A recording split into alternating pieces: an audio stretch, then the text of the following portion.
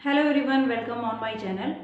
और आज की जो वीडियो है वो आप लोगों के लिए सीटेट पेपर 2 यानी 20 दिन में आपको सीटेट पेपर 2 हो या 1 हो, 2 की तो मैं स्पेशली बात कर रही हूँ, बट 2 या 1 दोनों के लिए अगर बात करूँ तो 20 दिन में भी बहुत सारे ऐसे लोग हैं जिन्होंने पढ़ाई किए हैं। आप अच्छी बात है, लेकिन अगर नहीं भी किए हैं तो उन लोगों के लिए भी ये वीडियो है कि आपको क्या चीज़ें करनी है इस टाइम पे जब आपके पास समय सिर्फ 20 या 25 दिन का रह गया है।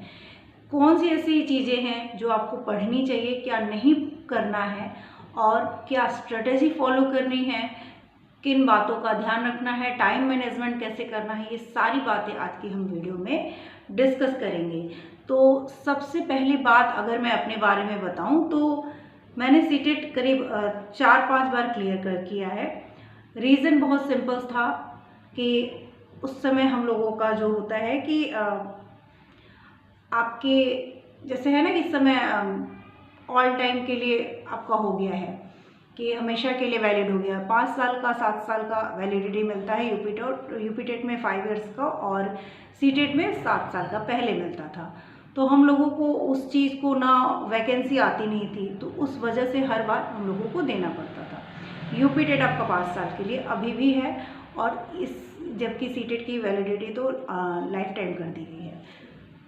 तो ये रीज़न होता था हम लोग के देने का। पास होने के बाद भी हम लोग को देना पड़ता था कि कहीं अगर 1/4 का टेट के मार्क्स या सीटेट के मार्क्स जुड़ने लगे तो ये भी एक रीज़न होता था।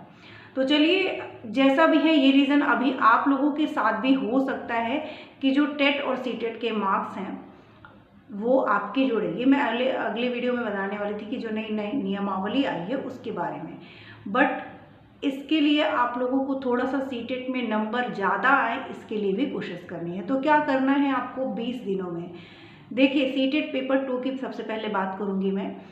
सीटेट पेपर 2 हार्ड होता है, ठीक है, ऐसा नहीं कि बहुत इजी है। और सीटेट पेपर 1 अगर मेरे हिसाब से देखें तो पेपर 1 बहुत इजी होता है। मैंने सीटेट पेपर 2 की तैयारी की थी और सीटेट पेपर 1 दे दिया था, क्योंकि जो चीज़ें हैं ना सेम ही हैं। अगर आप सीटेट पेपर 1-2 की तैयारी करते हैं तो उसमें आप सीडीपी पढ़ ही रहे हैं, मैथ्स आप ज़्यादा हायर लेवल का पढ़ रहे हैं, साइंस पढ़ ही रहे हैं, तो आपको प्रॉब्लम नहीं होगी। ईवीएस है तो ईवीएस के लिए मैंने एनसीईआरटी सीधे सीधे फॉलो की थी। और एनसीईआरटी के जो मेन, जैसे कि मैं आपको अगर ये दिखाऊं,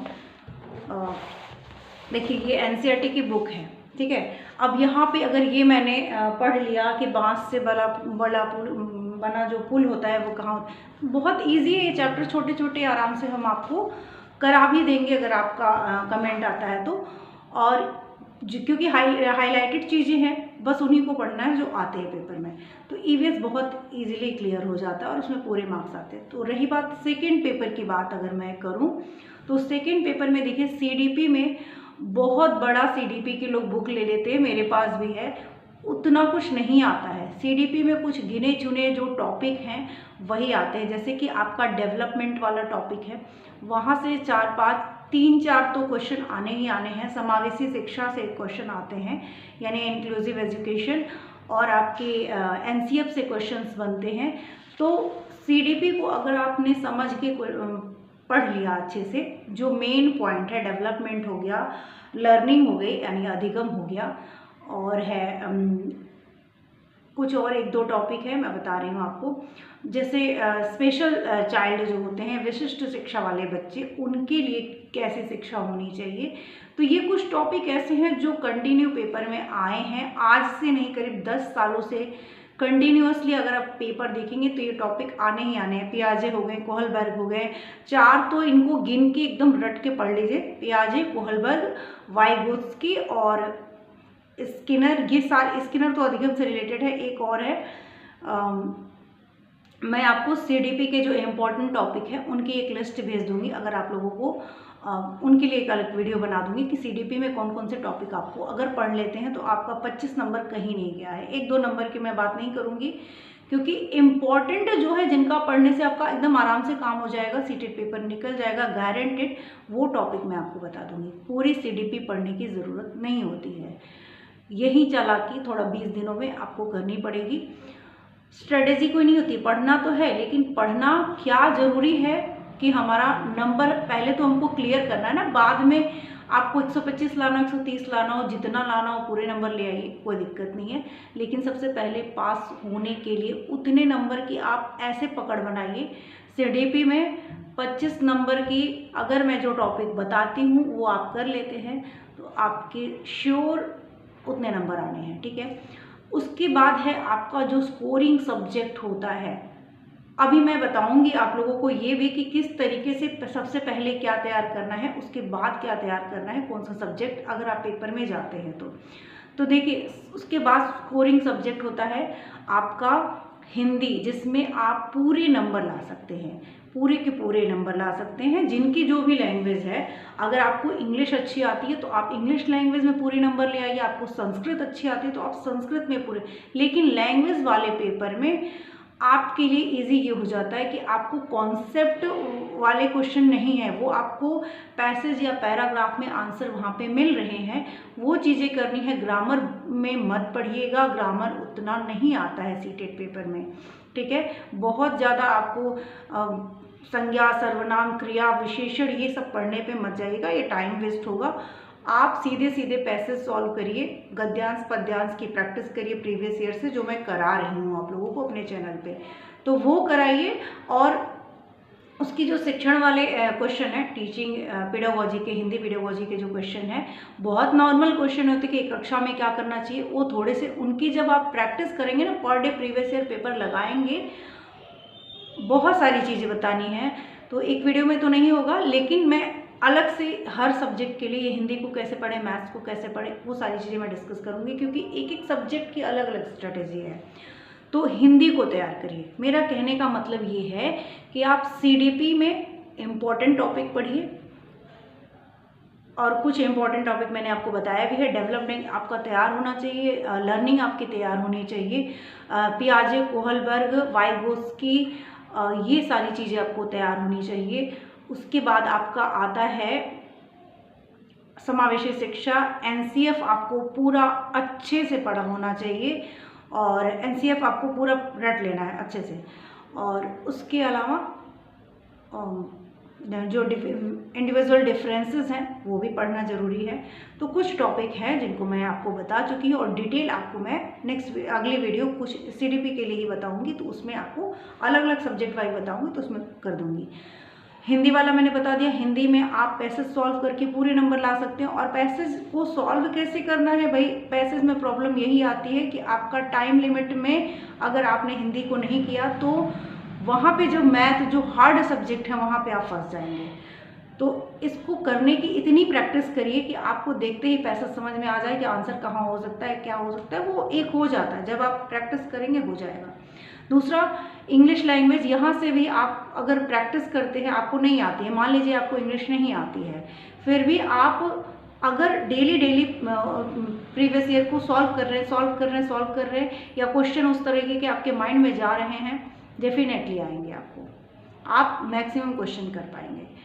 मैथ की बात करूँ, सोशल साइंस और सोशल साइंस की बात करते हैं पहले। तो साइंस और सोशल साइंस में देखिए, यहाँ पे एनसीईआरटी आपको पढ़नी पड़ेगी।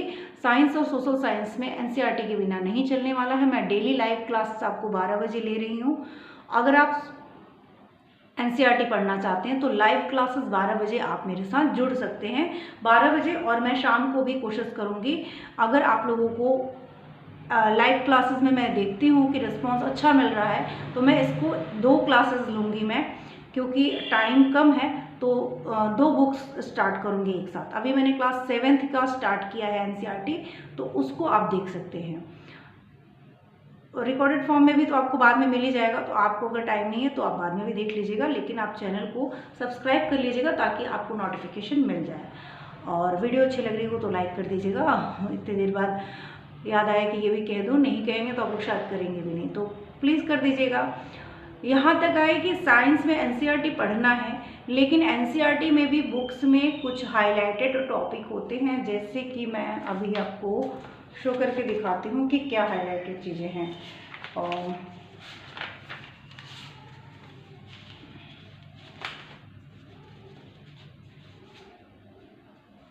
जैसे ये मान लीजिए कि ये बुक है, ठीक है, और शो हो रहा है कि नहीं पता नहीं, थोड़ा सा तो दिख रहा है, जैसे ये वाला है ना, ये एक इसमें बना हुआ है, तो ये बॉक्स में बना हुआ है। तो इस तरीके की चीज़ें ना बहुत इंपॉर्टेंट होती हैं। ये क्वेश्चंस जो हैं ये बीच से पूछ दिया जाता है और इसी में हमें प्रॉब्लम हो जाती है कि ये क्वेश्चन कहाँ से आया हुआ है। तो ऐसा नहीं है कि कहीं इधर उधर से आए, आपके एनसीईआरटी से ही होता है।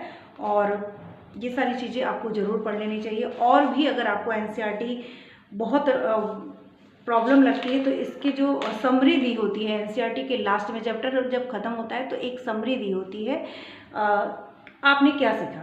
तो यहाँ पे सारी चीज़ें होती हैं, वो समरी भी आपको बहुत पढ़ने का, एकदम बिल्कुल एनसीईआरटी पढ़ने का मन नहीं है तो वो समरी पढ़ के ज़रूर जाइए। समरी से ही आपका थोड़ा बहुत चीज़ें आपकी क्लियर हो जाएंगी। वो चीज़ें मैं क्लास करा ही रही हूँ, प्रीवियस ईयर पेपर आपको करा रही हूँ। तो साइंस और सोशल साइंस के लिए ये है। दूसरी चीज़ उसके बाद आपका आता है इंग्लिश में भी मैंने बता दिया कि पैसेज आते हैं और आपको प्रैक्टिस पे है, लैंग्वेज जो है वो प्रैक्टिस पे है, टोटली डिपेंड ऑन प्रैक्टिस। इसमें अगर आप ग्रामर पढ़ने जा रहे हैं तो आप अपना टाइम वेस्ट कर रहे हैं, टोटल टाइम वेस्ट कर रहे हैं, क्योंकि ग्रामर सीटेट के पेपर में बहुत कम पूछा जाता है और ऐसे पर्यायवाची पूछे जाते हैं, ऐसे विलोम शब्द पूछे जाते हैं, ऐसे ग्रामर पूछे जाते हैं जो आप आसानी से कर लेंगे। ठीक है, तो उसमें आपको टेंशन लेने की ज़रूरत नहीं है, ना कोई ग्रामर अलग से पढ़ने की ज़रूरत है। यूपी टेट होगा, सुपर टेट होगा तो वहाँ पे मैं हिंदी आपकी इतनी अच्छी करा दूँगी कि आपको कोई प्रॉब्लम नहीं होगी। सुपर टेट की तैयारी यहाँ पे होगी लेकिन सी टेट की तैयारी के बाद, क्योंकि पहले टारगेट आपका सी टेट है। सी टेट को अच्छे मार्क्स से क्लियर करने की कोशिश करिए, क्योंकि 1/4 का नियम आपका लग सकता है तो वहाँ पे टेट या सी टेट के मार्क्स जुड़ेंगे तो वहाँ पे मेरिट जो है इस पे डिपेंड कर जाएगी। तो जितना मेहनत हो सकता है इन 20 दिनों में, कुछ नहीं पढ़ा है फिर भी आप कर सकते हैं। मैं गारंटी लेती हूँ कि आप अगर रियली अपना ईमानदारी से पढ़ेंगे आपका 20 दिन में सी टेट निकल जाएगा। पेपर 2 की बात कर रही हूँ, लेकिन जो चीज़ें बता रही हूँ वो आपको करना पड़ेगा, उतना पढ़ेंगे तभी होगा। और उसके लिए अगर 2-4 घंटे दे रहे थे तो उसकी जगह 4 घंटे दीजिए, क्योंकि समय कम है, आपने पहले से नहीं पढ़ाई की है तो अभी थोड़ा सा मेहनत ज़्यादा करना पड़ेगा। हो सकता है जॉब कर रहे हैं तो रात को जगिए, कोई दिक्कत नहीं है, बहुत लोग जगते हैं। तो पेपर जो हाउस वाइफ हैं वो तो सारे काम करके करते ही हैं ना, तो बहुत सारे लोग तैयारी कर रहे हैं। मैंने जब किया है तो मेरे पास तो बच्चा था, बच्चे के साथ ही मैंने बीएड किया है, उसके बाद मैंने 5-6 बार सी टेट पास किया, यूपी टेट, वो भी सेल्फ स्टडी से। आज तक मैंने कोई कोचिंग नाम की कोई चीज़ को मैंने देखा ही नहीं है। और सेल्फ स्टडी, बुक रीडिंग बहुत अच्छी होती है। बुक से जब आप अपने नोट्स, एक चीज़ मैं देख रही हूँ कि नोट्स आप लोग दूसरों से ले रहे हैं, ठीक है, टाइम कम है, आप लोग जॉब करते हैं, ठीक है, लेकिन फिर भी अगर आप नोट्स बनाने की, नोट्स क्या होते हैं, सिंपल चीज़ें जो नहीं आ रही हैं बस उनको नोट करिए। जो नहीं आता है, जैसे मैंने पूरी बुक पढ़ी और पूरी बुक में डाइजेशन मान लीजिए पढ़ रहे हैं, डाइजेशन पढ़ा मैंने पूरा, डाइजेशन में सब चीज़ें मुझे पता है, कोई एक पॉइंट ऐसा आया जो कि मुझे नहीं पता है। जैसे कि मेरे लिए एक क्वेश्चन था, मैं इतना साइंस पढ़ती हूँ लेकिन मुझे क्वेश्चन था कि जो हमारा स्मॉल इंटेस्टाइन होता है उसका लेंथ क्या होता है, ये मैं अपने पेपर में फंस गई थी, पता ही नहीं था, एनसीईआरटी में दिया हुआ था और वो मैंने नोट डाउन नहीं किया था, इसलिए मुझे शायद याद नहीं था। बाद में आई तो मैंने तुक्का उक्का लगा के लगा दिया, पता नहीं सही हुआ था कि नहीं, मुझे भी याद नहीं है। बट ऐसे क्वेश्चन जो हैं, जो आपको नहीं आता है उनको नोट डाउन जरूर करिए। ये प्रीवियस ईयर पेपर सॉल्व करते समय भी ये काम करिए तो आपको बहुत फ़ायदा होगा। वीडियो को उसके बाद और क्या करना है देखिए, उसके बाद आता है टाइम मैनेजमेंट। ईवीएस की बात मैं करूँ, अगर पेपर 1 वालों के लिए जाऊँ तो आप लोगों का मैथ का पेपर 2 में रह गया, तो मैथ को क्या करना है, जिनको आती है वो मैथ बड़े आसानी से कर लेंगे, लेकिन जिनको मैथ नहीं आती है भाई उनसे मेरा ये है कि आप 5-6 टॉपिक हैं मैथ्स पेडागोजी के, जिसमें आपके 10 नंबर के क्वेश्चन आएंगे, ठीक है। पेपर 2 में 10 नंबर का आएगा मैथ्स पेडागोजी और पेपर 1 में आता है 15 नंबर का। तो कंटेंट प्लस मैथ पेडागोजी ये 15-15 नंबर का आता है पेपर 1 में। पेपर 2 में आता है 20 मार्क्स का आपका कंटेंट यानी क्वेश्चंस आएंगे और 10 मार्क्स में आपकी मैथ्स की पेडागोजी आती है। तो ये चीज़ें दोनों में डिफरेंस है। तो आपको जो पेपर 2 वाले हैं 10 नंबर में आपको 6-7 टॉपिक है, जैसे नेचर ऑफ मैथमेटिक्स है, करिकुलम ऑफ मैथमेटिक्स है। तो ये सारी चीज़ें 6-7 टॉपिक है, बहुत आसान टॉपिक है। एक बार रीडिंग कर ली आपको समझ में आ जाएगा, नहीं आएगा मैं बोर्ड पे आप लोगों को रिवाइज कर मतलब पढ़ा दूंगी।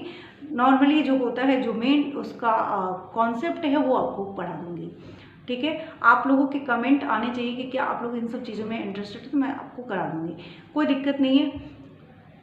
इन चीज़ों को कैसे भी करिए, यहाँ से करिए, कहीं से भी करिए, फॉलो करिए और ये आपका 20 दिन में आपको आराम से आपका सीटेट हो जाएगा। लेकिन इतना करना पड़ेगा, थोड़ा समय ज़्यादा देना पड़ेगा, इन सब चीज़ों को फॉलो करना पड़ेगा तब आपका।